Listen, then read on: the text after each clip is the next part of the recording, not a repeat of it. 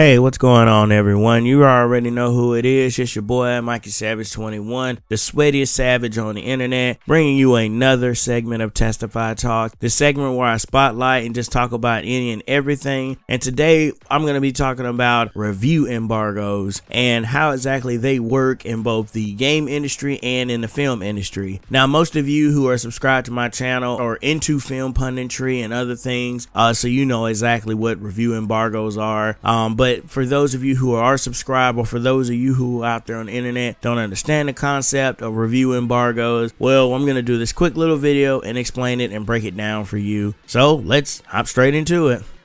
Okay, so review embargoes. Well, basically, review embargoes are sometimes verbal or non-verbal contracts. Sometimes they can be physical as well, where you simply state to a movie studio that you are not going to talk about a particular project or a particular film that you just watched or that you just saw.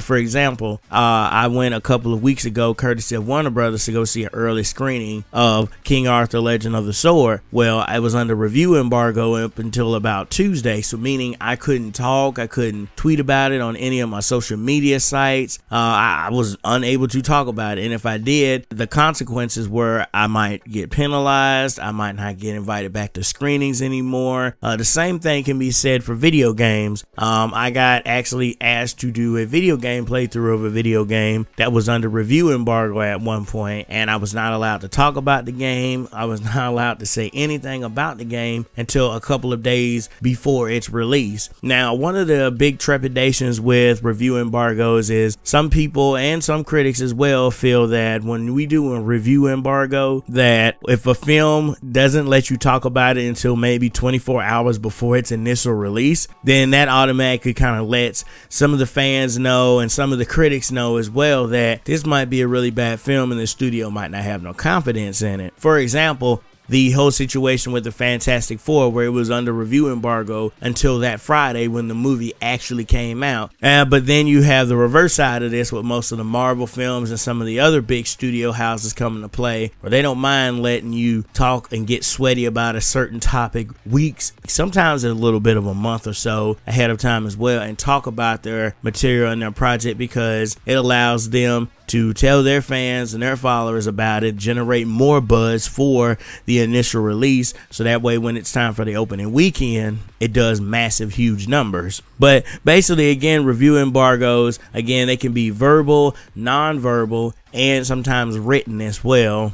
But guys, that's about it about what is a review embargo. Again, it can be used for both films and it can be used for both video games. Review embargoes are important because this allows for hype to be built up. This allows for the buzz to build within the film industry or within the game industry, because people automatically want to talk about what they saw, especially if it's something that they really enjoy, but they can't talk about it. So by the time they are able to talk about it, it helps generally build some buzz for it. Now, sometimes you can tweet and say, I'm checking out such and such, or I'm watching such and such, but I can't talk about it because of review embargo. Sometimes they'll allow you to post like a little small review, but nothing like major where you can talk about this plot point or this plot point and how this character interacted with this character, and they won't let you go into detail like that, but they'll let you tiptoe around the subject. But again, guys, that has been the concept of review embargoes. This video actually went on a lot longer than I thought it would, but I wanted to make sure you guys got a great, clear understanding of what a review embargo is and how exactly they work, both within the film industry and within the game industry. As always, if you liked the video, please remember to like, comment, and share with your friends.